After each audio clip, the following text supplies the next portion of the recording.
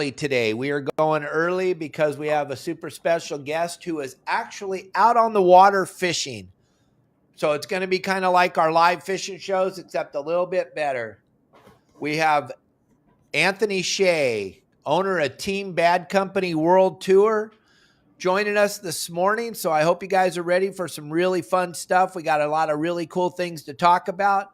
And we got the War Heroes coming up. We're going to talk a little bit about that. But I want to get down and talk about this world tour and all the cool things he's seen and where he's been. This is the modern day Zane Grey traveling all over the world looking for a grander. What's a grander? 1,000-pound marlin. And they're doing it, gang. And they're out there doing it right now. As a matter of fact, Anthony is on the boat right now fishing. So we got some valuable time. So let's jump in here. Let's not waste any of it. Anthony, welcome to the show. Hey, Dave. Hey, everybody. How are you? We are fantastic. I can't believe we're doing this. Thank God for Elon Musk, huh? Yes, sir. It's been working pretty darn good, too, which is kind of bad news because then I can't get away from you. So tell all my viewers, where in the hell are you right now? We are in Azores, Portugal, a chain of volcanic islands in the middle of the North Atlantic. So we start our season here usually in the beginning of August every year off of San Miguel. And we're waiting for that first wave of large females to come through. They've been coming through around the last few days of July, the first week of August. But this year they haven't showed up yet. So it's been a little slow for us, but we have high hopes. Now, you're talking big females so that my audience understands. Big female what? Big females? Blue marlin, and in the blue marlin world, anything above 300, 350 pounds is a female. So the females dominate in this species, and blue marlins have heavy segmentation, meaning that females travel differently and occupy different parts of the ocean than their male counterparts. And, this is 2025 and still very, very little is known about blue marlin. So we've been very, very curious about that. And I've been working closely with the scientific community to help collect some data. Well, that's pretty cool that you're doing that while you're on this world tour. And how did you come up with the idea to do a world tour, doing what you're doing, the amount of boats you have? This whole thing is just overwhelming for the average fisherman. So how did you figure out that you wanted to do this? Well, Dave, you and I go way back. With time and resources, right? We always try to look for the next bite. And this is no different than when I took my 17-foot whaler to Clementi Island, or, all the way up to Oxnard and all the way to San Diego. And when that didn't work, I stretched it out even more, and I started towing it to down Baja, and fished the entire stretch there from Bay of LA all the way to Cabo. And I fished Mag Bay in the 80s on my whaler. And as my life changed, boats got bigger, got an airplane, just continued to do the same thing, just stretching it out. And that's a unique thing about you. A lot of people know who you are, but not too many people know exactly how far back you came from. You were a pinhead on the original Thunderbird for the Schaefers back in the day. I mean, come on, gang. You guys, you see Anthony Hsieh, you see what he's doing, but gang, he started out on a sport boat when he was a kid. That's where you got the passion and the love for this, right? Yeah, man. Actually, I started on the pier. So I started off in Venice Pier, and then moved south to Belmont Pier. I was a bat ray and thresher shark junkie when I was, 8, 9, 10 years old. You look for the most exciting thing to catch. And when you're on the pier, after, 1,000 tomcods and a few hundred mackerels, there's not much else you can catch. So you try to look for something that can pull back a little bit.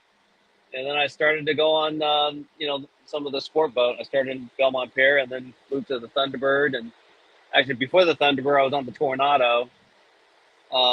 Worked with some of the, actually, Randy Tucson was deckhanding with me on the Tornado at the time.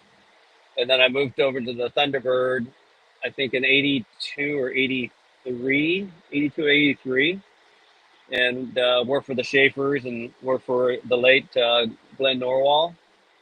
$15 a day, and had to change all the pillow covers in the bunk room every day. That made me sick because there's throw up down there a lot of times. And look, you learn a lot about fishing standing on top of the bait tank chumming, for 8 hours a day. And you learn a lot. You learn a lot about currents and about behavior.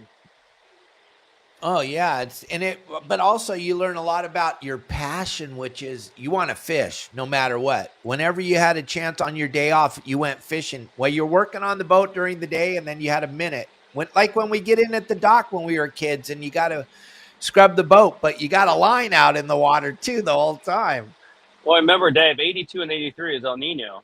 So there were big eyes, yellowfins everywhere in our ocean. And of course, for those that don't go back this far, back then there's, only bluefins on the anchor. Remember the bluefins off the Pyramid back then? You got to catch them with a 8-10 pound test with a fly lining, using a size 8. But I worked through 82 and 83 summers, and I really didn't fish. I was, working every day. And then that's when I bought the Whaler, and that's when I got into private boating is at the end of 83. And then I was gone. And then after that I didn't go back to working for the sport boats. Right. When did this passion for billfish start? Because you've got it bad. You got this passion really bad for these billfish, especially swordfish. My goodness.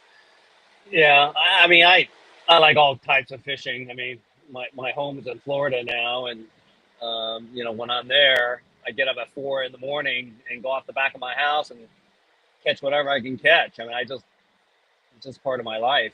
And the other day I hooked a massive tarpon in the back of my house, and it didn't stay on for very long, but I got a couple of nice jumps out of it. And I live for stuff like that. I just think that, when it comes to blue marlin, black marlin, and surface swords, and of course, yeah, it's always exciting catching everything, including, striped marlin. But there's something about these big ones, these big, what I call big, anything above 700 pounds. They're just, they're the most addicting thing to me on God's green earth. It's just, it's ridiculous. So I'm just fortunate to be able to do it. I've been crafting this plan my entire life. While others may be in the Mediterranean right now, sipping on cocktails in the south of France and trying to get a glimpse of Jeff Bezos and all the other famous people that are out there with super yachts. I'm out here grinding away trying to get a bite. Yeah, and we got a big audience right now. Let everybody know you are on the boat right now, engaged in the act of fishing, just taking a second to be inside to talk to us, which is pretty spectacular. But yeah, Anthony's out there, gang, doing it right now. We want to hear a bunch of yelling and screaming and see you run to that chair while we're doing this show. That would be insane. Well, last year Azor slowed down, but the early season bit real well. Our last trip here in my mind's eye, I think in early August we caught 2 right at the mark. When I say mark, we're calling them 9.99. And then we caught another, I think 1.7 and 2.8. It wasn't a lot of fish, but I think we fished 15 days for 7 fish, which is not a high count, but they were all very, very large fish. And we're very proud of the fact that we have released 98% of the fish so far on the world tour. I think even higher. I think we're at 450 fish count now. We started June of 2022. Obviously, I caught billfish before that, but the official world tour start where we're travel fishing. Um, but out of the 450, we've only killed 5 fish. So out of that five, two of the five were, unfortunately, they expired during the fight. So we release the majority of them, and we have also deployed over 40 satellite tags so far in the world tour. So all that sat tag is coming up with valuable data that we're sharing with the scientific community to really study what these behaviors are with these big blue marlin, because they do live distinctive different lives than their male counterparts. I think one of the best parts about your world tour compared to all the other people that have tried to pull this off is that we can watch this all the time on YouTube. You're putting great clips up on Instagram and Facebook. So we're being able to follow this.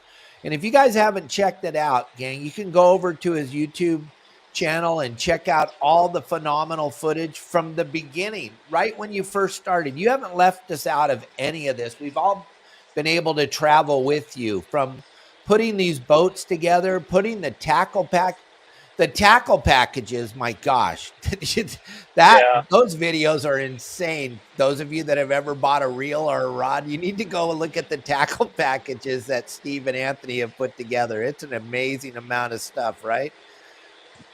Yeah, the logistics obviously is, something that's just part of the game. And, when you're out here, and we were spending, the first 3 years, we just recently slowed down because I went back to work, but we were putting in 200 days a year of travel fishing. And the design of the world tour is to be able to catch a trophy black or blue marlin 12 months out of the year. So that means you're constantly chasing the sun above and below the equator, because, obviously we understand that, the winter in the northern hemisphere is exactly opposite in the southern hemisphere. Southern hemisphere gets warm, right around November, December, and the summer through March.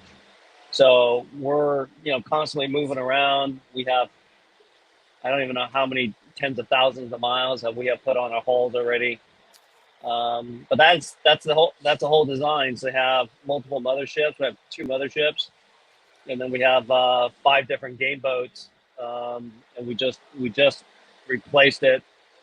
And then we ended up replacing them. From currently, our smallest game boat is a 38 Viking Billfish, and our largest is the one that I'm on, which is a 57 Spencer. And you've taken us along in the builds of these boats. I mean, if you guys go back and you look at the world tour and you start to dissect this on YouTube and start to see, Anthony has brought us all along for every single part of it. We've got to watch you and Steve building the boats, putting them together, what it's all about. That guy right there just got out of the car. That is an amazing human being, Steve Lasley. Unbelievable what you and him have been able to put together and figure out. That guy right there, dissect these oceans. Going out there and dissecting the oceans and putting stuff where it needs to be. It's just been insane to watch. And I want to thank you for allowing us all to go along with this phenomenal ride with you. It's pretty cool to watch. Well, thanks, Dave. I think Steve and I understand that our runway is short. Life, you don't know what's going to happen. Tomorrow's never promised. We gained a lot of knowledge from fishing and being around boats, and we want to be able to share that. We want to be able to pass that down as much as we can. We want to inspire people to go fishing and to be outdoors. When I was coming up through the ranks, running around, various different harbors from California to Cabo San Lucas, I was so excited about fishing. And I always want to go and walk the dock and look at the boats and, look at a boat that I dream about, whether it's a 33 Bertram or 35 Bertram or something like that I just like my dream boat. And sometimes I just want to stop and talk to people, and people would never talk to me. So that's why we use social media as a medium, for us to communicate, for us to develop our community. And we also need to understand that, we have a lot of enemies out there against us recreational fishermen. All the green groups and all the special interests. They're trying to shut us down, and it's just important for us to unite and come together as one voice as much as possible, because ultimately, you know, our greatest enemy are the people that are trying to shut down our waters. Yeah, you couldn't have said it any better. That's kind of what we talk about on our show every day, is how everywhere you look, and you're traveling all over the world, you're seeing it everywhere you go. It's just absolutely amazing. Why do they want to take away our ability to fish with a rod and reel? It's just one of the weirdest things. And you and I have been in this industry our whole lives. To think that there could be a time where our grandchildren aren't going to be able to go do this. So what you're doing and showing everybody, I think, is pretty spectacular. Well, they're shutting it down just simply because of stupidity and ignorance, right? At the end of the day, you don't understand the ocean unless you spend time on the ocean. And you know, getting various reports from the scientific community, which many of them I respect very, very, very much. But most scientists are scientists at a school, not a scientist on a boat. So, you know, if you can't be a good roofer unless you do roofs, you can't be a good heart surgeon unless you do hearts. But if you're sitting in the college, you know, 250 days out of the year, and you're on a boat 20 days in a year, there's not much you're going to be able to learn. I mean, that's why commercial fishermen are the kings. They know what's going on with that ocean because they live on it.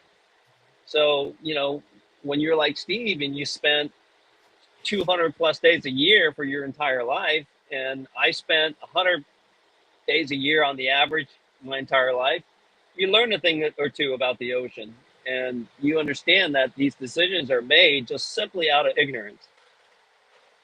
Absolutely. Yeah. Well, we almost lost our sand bass out here on the West Coast, which would have just been devastating for our industry for no apparent reason at all. So like you said, I use the word stupidity all the time while we're doing this show, because these people that are making the decisions have really, I know you have a lot of respect for a lot of them, but out here on the West Coast, these people were appointed by the guy that's running the state. So it's pretty sad when you see what's going on. They don't want us to fish in Southern California. They don't want us to fish in Northern California, Central California. And then to have a show like yours where you're going around the world, but not only are you showing us the cool stuff you're doing, but you're educating. I've learned a ton just watching, listening to you and Steve and the other crew members on your boat and what you guys are seeing and what you're coming up against. So that, I think, is a really good point that you brought up, that you guys are out there for 200 plus days a year out there on the water. So it's kind of important to show everybody what you guys are doing, and the world gets to find out, which, like you said before, when we were kids, no one shared a thing. Yeah, and it's just, look, you, your joke that you cannot control or hurt the ocean with a rod and reel. No matter where we go, the amount of commercial fishing pressure and long line fishing pressure, particularly in third world countries, where, you know, the politicians there are, you know, enriching themselves by selling out their country, selling out their natural resources. We see that a lot, and there's probably not much we can do about it, but you know, the long lines are everywhere, particularly in South America and Africa. I mean, there's literally long lines everywhere. We have to be very careful where we run, or else we're going to get all over our props. Then that's an area people don't even see, that you guys are so far off the beach that's why they're able to do that kind of fishing. No one's seeing it. No one except you guys are actually seeing what's going on out there. But the lowest hanging fruit is me and you and our friends out on your boat fishing off Catalina or fishing off of Cabo, and they like, there they are. Those are the bad guys. No, you got to get offshore and go look at these, like Anthony said, these long liners and stuff like that. But I don't want to get too far down that. We don't want to piss off too many people. But Anthony, where have you guys been on this world tour? A lot of people are brand new, and we got a good audience right now that don't really know where you guys have been. You guys have been in a lot of really spectacular places, and we got to see some videos that Elliot threw up of, besides catching marlin, you guys, Steve or you, see a rock that looks pretty tasty, you stop and you guys fish it. Yeah. Oh, so we're currently on leg 16. So every leg is a different destination. We've been in We've been to all three oceans. We've been in Pacific, Atlantic, and most recently the Indian Ocean. So we did a East Coast Africa, or two East Coast Africa trips at Mozambique, Bazarito, Mozambique, and then we did a trip at Seychelles in the Indian Ocean. So that was pretty cool. We really enjoy Seychelles, although we really didn't locate the larger marlin. The dogtooth tunas and the giant trevallies there, and all the variety of bottom grabbers in the Seychelles. It is incredible. We fished, I think, 20 days there, and we did not see another boat. So it gives you an idea. We did not see a single boat from 20 days of fishing, and just, you can't even get close to a high spot. I mean, we're trolling 4 large marlin lures, big blue marlin lures.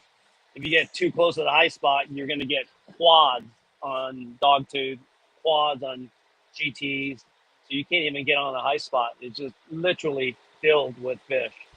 It was pretty cool. Very, very, very nice. Very healthy ocean over there by the Seychelles. That is so cool to see all the different fish Elliot's throwing up on the screen and stuff that I don't. You've seen a lot of stuff, but you're still catching fish that you don't even know what they are, huh? Yeah, especially in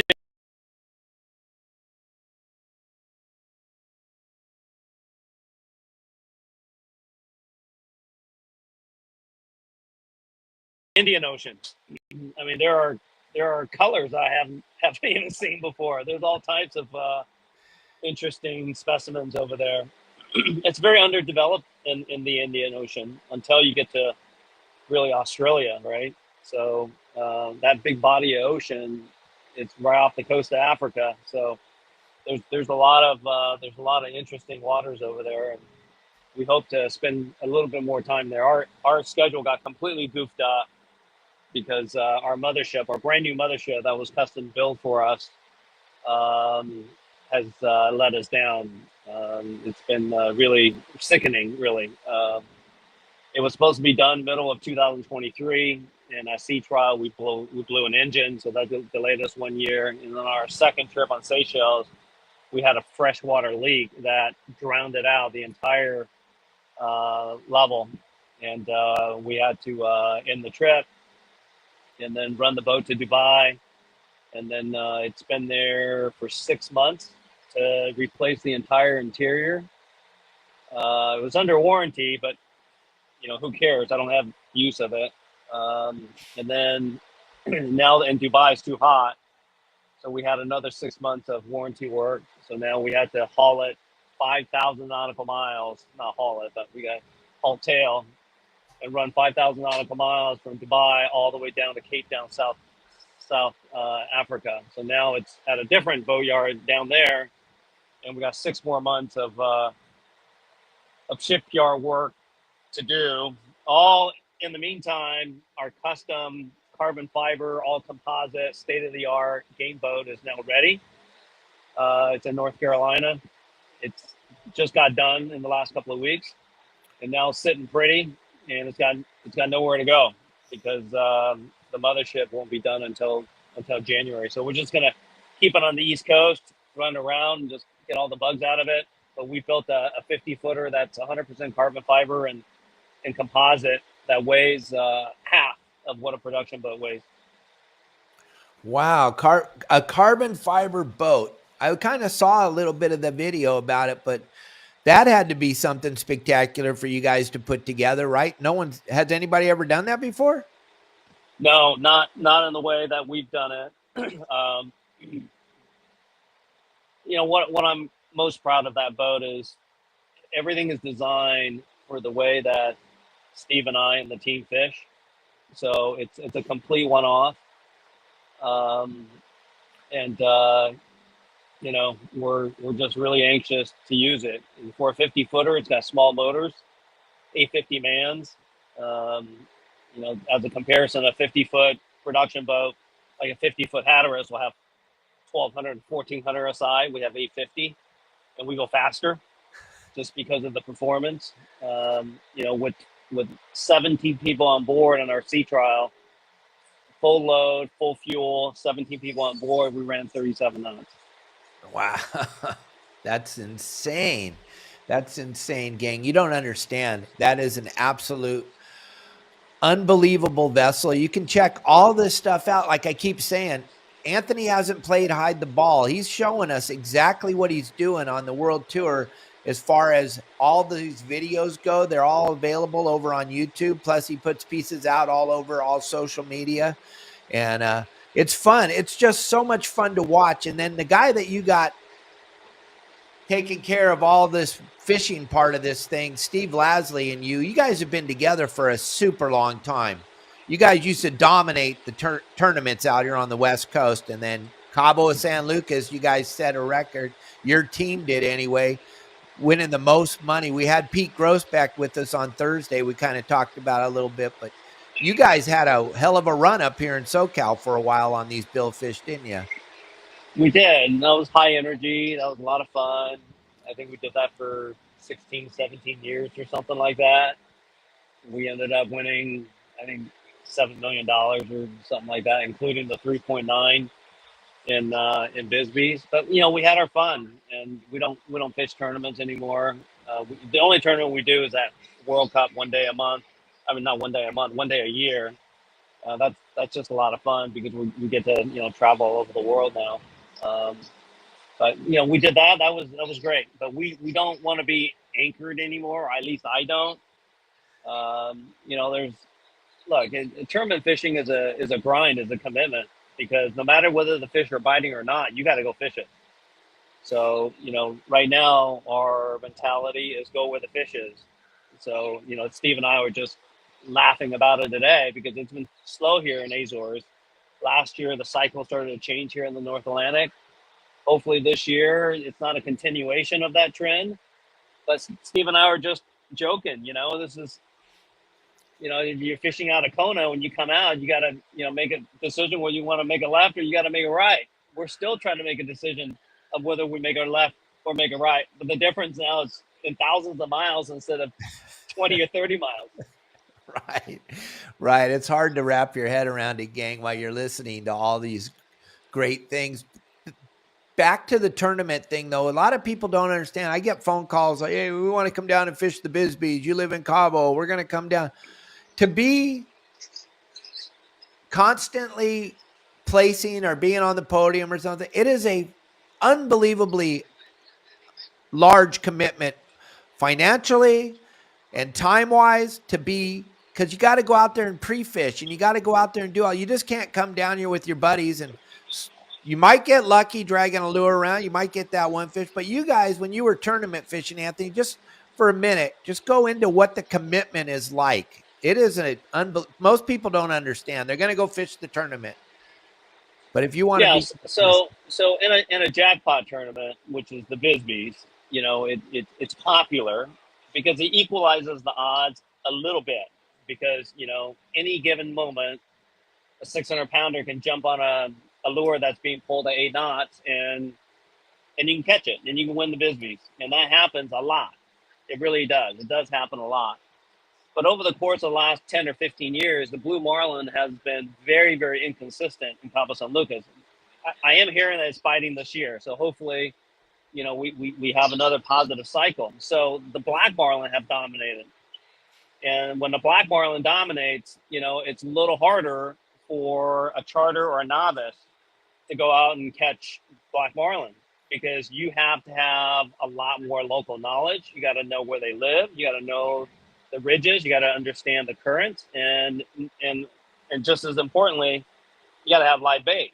You're trolling around live bait, and with these days with the sonar and live bait and tuna tubes, you put that combination together, you can get the rhythm going. That's a pretty deadly combination.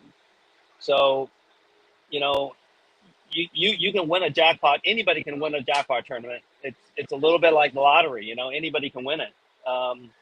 But the more you pre-fish, the more you have your equipment dialed in, the more you have your team working together, you definitely are stacking the odds. I mean, Evan and Cabo has been killing it over the last 10 years consistently. But you know what? He doesn't do it with blue marlin. He does it with black marlin. So he knows where they live. And depending on how the currents are, they'll know, which hard bottom or which rock to rock these, larger black marlins are living on. So, the black marlin is a little bit more precise. The blue marlin is an offshore animal, and the Bisbees is the black and blue. So you really have to judge, what species you want to go after. Right, Evan. Yeah, Evan's been doing something that's kind of historic with that black marlin down here. It's been kind of amazing that the young man's been on that podium 10 years now. He's somewhere around that podium, lurking on it if he's not standing on the top of it. But it's a big time commitment, and you guys dominated the tournaments up in Southern California for so long because you had the best guy on the planet for studying water, yourself, Steve, and Pete, and Jimmy. Oh my gosh, you put four of you guys together on a boat. Good luck, everybody else. Hang on. It was pretty fun to watch. Well, these guys work hard. They fish hard, and they work hard. And fishing, just like anything in life, you got to get good at it. You have to have the work ethic. You have to be in shape. You have to have the commitment, and you need to understand what gives you the edge. And with striped marlin, it's all about visual. It's eyeball fishing. You've got to be very, very visual. So, in striped marlin fishing, unless the fish is not showing, the Omni sonar doesn't really do you any good. But the gyro glasses is everything. You're looking for tails, fins, jumpers, as you know, Dave. You're looking for bait. You're looking for birds. It's a very visual exercise when you're fishing for striped marlin. That's pretty much everywhere in the world. And striped marlin are very visual. You can see them pretty easily. So, to win that kind of tournament, it takes a team with very, very, very, very sharp eyes. And that's why striped marlin tournaments don't grow as much, is because it's harder for a novice to win. Yeah, exactly. There was many days where you just see boats driving by fish because they don't see that little stick sticking out of the water because they don't have a good pair of binoculars. We talk about it on our show all the time. If you don't have a good pair of binoculars and you're offshore right now in Southern California fishing tuna or marlin, you're pretty much just fishing for boats. You're just going from a pot of boats to another pot of boats. And the gyro stabilizing binoculars, they changed the whole world. When Jimmy brought those into our lives, that was pretty incredible, wasn't it? Yeah. I mean, for those of you that, may not understand these gyro binoculars, the furthest we found a swordfish was 2.4 miles. 2.4 miles on a surface swordfish. That is insane to think about it, gang. If you think swordfish, it's two little sticks sticking out of the water 2.5 miles away. Come on. Yeah, because the natural curvature of the earth, you're not going to be able to see much over 2 miles because it's just the curvature. So we barely saw a fin, and that's why you have the crow's nest up above to fight the curvature of the earth. So we're able to, usually you find them 1 to 1.5 miles, but the furthest one we ever found was 2.4. That's incredible. And you love to be up on the bow.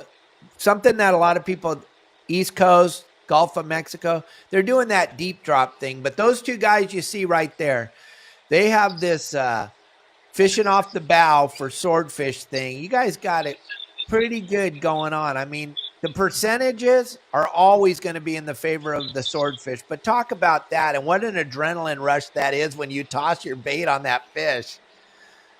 Yeah, I've been really fortunate to have some success there. I've not done much of it for the last 3 years since the World Tour started. We've been sort of committed to that. We did do one trip the summer before last, and I was very lucky. We did a 4-day trip, and I caught one. So that was my number 10. But I've hooked over, hooked 68 in my life to catch 10. So give you an idea. And out of the 68, I've thrown to over 400. That's incredible, gang, to think. And you're as fired up today about throwing on that fish as you were the first time because it's such an adrenaline rush, right? Oh man, there's It's hard to describe. Like when you have a 1,000-pound marlin come up chasing your lure, or you're pitching back, and this thing is, you know, all lit up in the water and looking at your lure, looking at your pitch bait. We just had one. I think I just saw it on the screen where Elliot was showing a 800-pounder that came clear out of the water, eat my pitch bait. That is tremendously exciting, but nothing is as personal as getting up there on a bow pulpit. There's that fish that was jumping. That was an 800-pounder that hit a pitch bait and came completely out there. Look at that. That just, I will have that visual for the rest of my life. Oh yeah. So, but a swordfish is a completely different feeling, and I wish I can just describe it better than I can. The swordfish, you're up there in the bow pulpit. It's quiet. There's no diesel noise.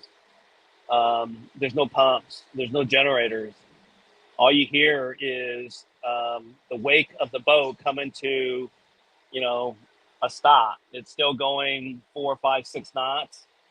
And sometimes I can hear the swordfish. I can hear them swimming, because they're constantly swimming. They're not floating like a striped marlin sleeper is. They're wandering. They're swimming in circles. They don't swim in a straight line. And many times when they hear the boat, they will actually charge the boat. And I have many of them that charge the boat, and then they do this little squirt thing. They push, and then they turn sideways. And then they put that big old eyeball right on me, and they go right underneath the pulpit and look at me like, you know, dude, I'm going to kill you. These things they have a personality. They're vicious, and they're not like other billfish or blue, black, striped sailfish, where they get wound up on a lure, and as soon as they lose their interest, they fade away. These things, they're not even interested in eating when they're up on top. They're so dominant. They're so aggressive. They just want to know who you are. And many a time, they'll swim with the pulpit. They'll swim right underneath my feet. Unfortunately, this is how they die with harpoon boats, because they don't get scared, and the guys get right over the pulpit and stick them, and they're done. But that's their personality. They're just very. It's almost like a gladiator type of feeling when I get up there in front of a swordfish. Totally different feeling from blue and black marlin. And to think you've thrown over 60 thrown at over 60 of these fish. You've caught 10, and you're fired up to run up to the bow and throw on it when Steve or any of the guys tell you they got one, as you were the first time. Even though you know your chances of him eating your bait are slim and none, you still want to throw every time, right? Oh yeah, and you got to trick them into wanting to eat or to kill, because when they're up on top because they're trying to get the energy of the sun. They're up on top to relieve their pressures. They're up on top to poop. I've seen many of them poop and brown up. As soon as it browns up, they go right back down. So you just want to piss them off, so they use that sword to kill, and that's how you snag a lot of them. That's why out of 60 something that I hooked, we only caught 10. I've never, knock on wood, I've never broken line on a swordfish. So every one of those losses have been, actually, I'm sorry, I broke line one time. I hooked on the wrong outfit, like a dork, and we pulled on it for 2 hours, and I did break that off. I broke one, but all the other ones we pulled the hook on, and I hooked a 600-pounder that I pulled on for 5 hours right in front of Avalon 5 years ago. That's probably the heartbreak of my life, horse fishing. And one of our friends, Matt, wanted to know, and you weren't on the show in the beginning, Matt, but Anthony is as fired up standing on his back patio catching a tarpon as he is standing on the bow of his 95-footer casting on a swordfish. He loves to fish, period. Right, Anthony? Well, right now, the juvenile wild sea bass is biting in Newport Harbor, so I've been fishing those too. I'm just fishing all the time. Why not? Right. That's what we love. That's our passion. So we're going to turn the page here because we're running out of time and I'm taking up valuable time from you. So thank you for spending time with us. But we got to talk about something that's very near and dear to both of our hearts. The War Heroes on Water. What you've put together for us is absolutely incredible. And I talk to the veterans every year and try to explain to them, I'm getting as much out of this, if not more than they are, and they get a ton out of it. You've done something very, very special because of your good friend, Ron. God rest his soul. Yes, sir. It's been a very special thing, Dave, and I can't thank you enough for, being there since the beginning and supporting it. Not only utilizing your platform, but your heart, my friend, has been with this tournament, and it's people like you that have given your care for this tournament, and that's the only reason that this tournament has grown so much in just 8 years. And just for people that may not be familiar with it, we get 50 volunteers. Actually, more volunteers than 50, but we get 50 yachts donated to us by patriots, and they come and donate their boat, their crew, their bait, their tackle, their fuel, their time, and they spend 5 days with us. And we put 3 wounded vets on their vessels, and we take them fishing, and we create a friendly atmosphere of competition with their brothers and sisters of arms. And what we found that was a surprising for the last 8 years is that not only are we saving lives and lowering suicide rates among the vets, but we're changing lives of the civilians that are participating. It's a complete different sort of emotion when you spend 3 to 4 days with a vet, and you see how these brave Americans function, and you see how they have given their life to this country, and you see the scars that they're living with every single day. And it just makes us better people. It makes us more appreciative, and it makes us damn proud Americans. I think everybody should get involved with something like this. I mean, I wasn't in the military. I didn't serve. I don't know what it's like. But man, when I hear their stories, man, I just, it's so emotional, Dave, as you know. It's big time emotional. I'm emotional right now watching the pictures go by on the screen because it is just a phenomenal event, gang. And you can be a part of it. You can come down and watch the parade as we drive through the harbor. And when we pick all the vets up at Anthony's house, it's a red carpet treatment, the announcement. And then when I talk to these men and women, they are blown away, Anthony, every year by the love and the support they get from the community in Newport. It's just absolutely, I mean, there you go. He's telling you what it meant to him to be a part of this thing. And you got grown men and women that have seen stuff that you and I can't even comprehend. But when they drive through the harbor on those yachts, when we leave to go fishing, Anthony, the way you put this thing together is first class all the way with Freedom Alliance and yourself. You guys did this first class. Kind of talk about how you guys got together to do this, if you don't mind. I don't mind at all. So I always take vets fishing, and they always have a great time. So one year, I think 9 years ago, I decided, you know what, I'm gonna take a group of them, and I'm gonna really show them a good time. I'm gonna take a group of 8 of them, and I'm gonna invite them to Cabo San Lucas. So I'm gonna fly them in the jet and just give them the VIP treatment. I don't want anything in return. My heart told me to do it, so I did it.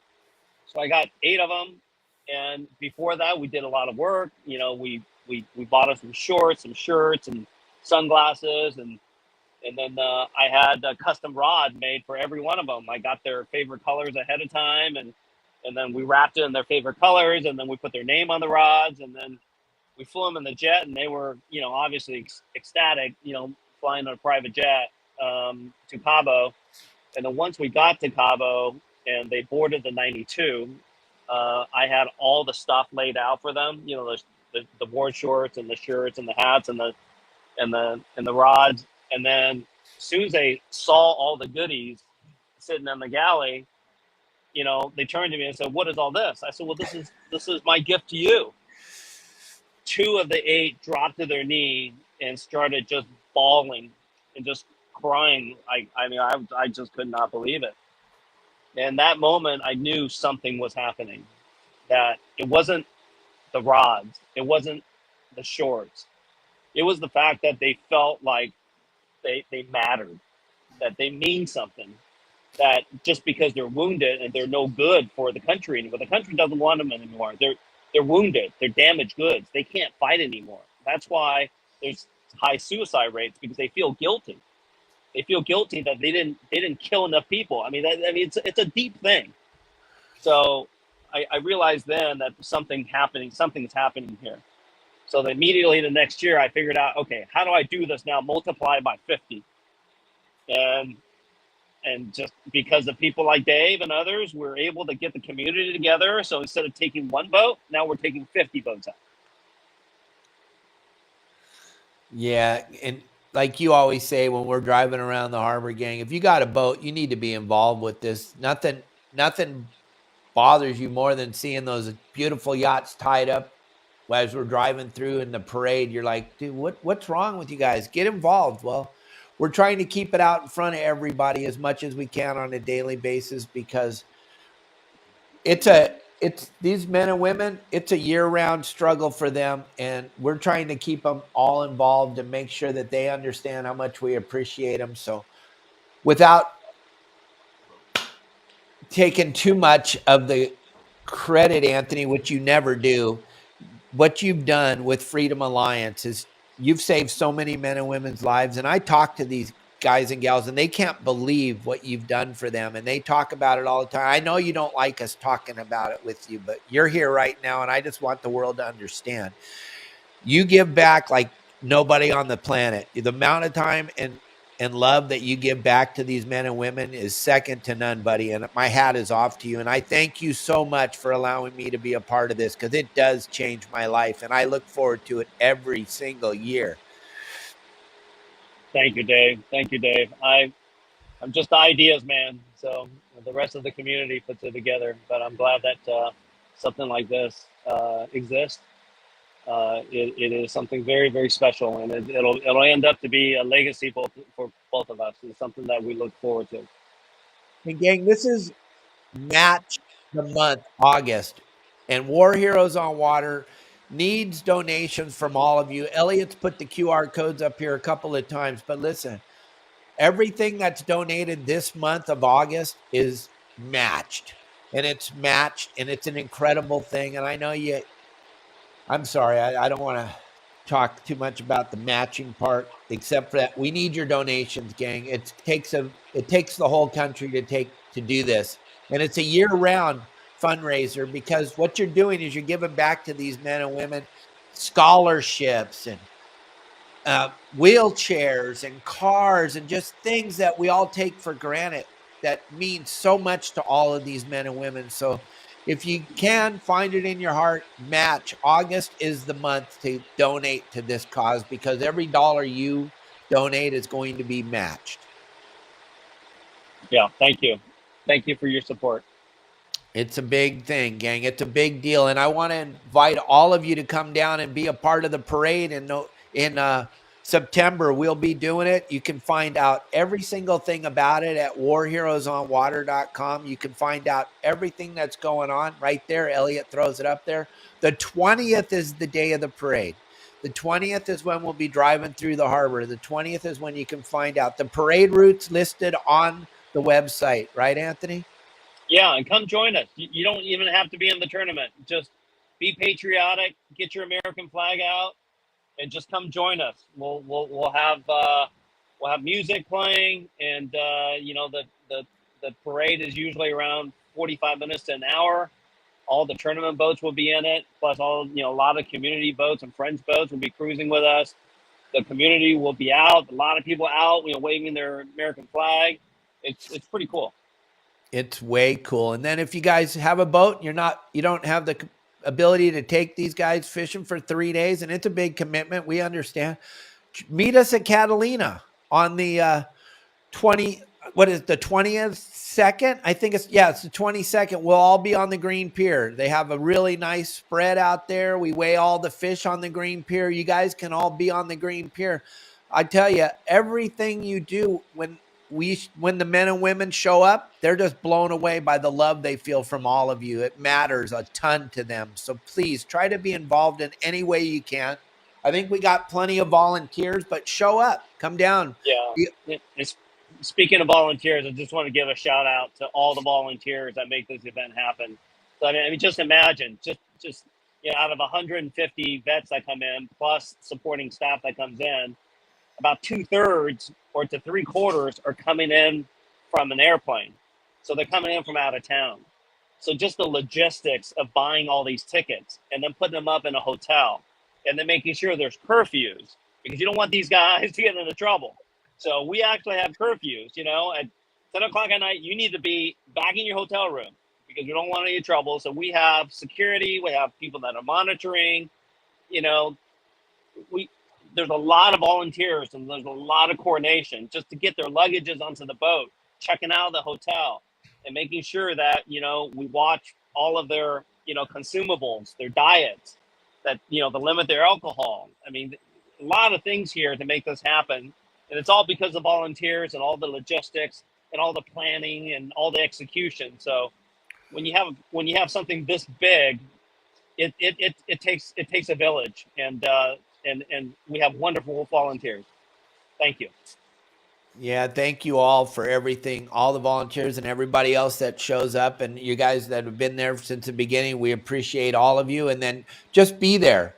Be standing on the bridge, be standing on the dock, be standing there waving your American flag. You have no idea what this does for the men and women because, like Anthony said, they don't feel like America loves them anymore. And when they see you all, when we're driving through Newport, it is an unbelievable event. It makes you feel so patriotic and so connected to our country. It's a pretty unbelievable event you put together, Anthony. Thank you so much. And Freedom Alliance, year round, donate to Freedom Alliance too, gang, because they're doing stuff that is unbelievable for the veterans of our great military.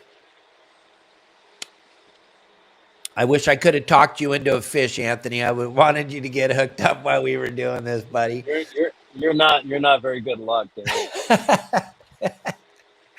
Hey, gang, we wanted to wrap this up with the War Heroes, the QR code up on the screen. I'm going to let you guys, Anthony is out fishing right now in the middle of the ocean in a far, far away place. And we wanted to see you get hooked up, but I was hoping. He's been out there for 4 days looking for that one fish. I wanted it to happen right now, but oh well. Maybe when we get off the show. Well, that's why this sport is so fascinating. No matter what you do, can't make them bite. You just got to put in the time. It's fishing. Well, thank you so much for your time. And I really appreciate you coming on our show with us, Anthony. And I'll see you in a couple weeks at your house when we do our kickoff party. I'm excited. I'll be up there. Don't worry. All right, man. Appreciate it. All right, Elliot. Elliot, thank you for a phenomenal show today. You produced one hell of a show. I appreciate it. Anthony, have a great day. Catch a big whopper after the show. Everybody, turn off the news. They're all lying. This is the only place you get the truth. And I will see you Saturday morning tomorrow, 9 a.m. with more truth. Have a great day, and I'll see you tomorrow.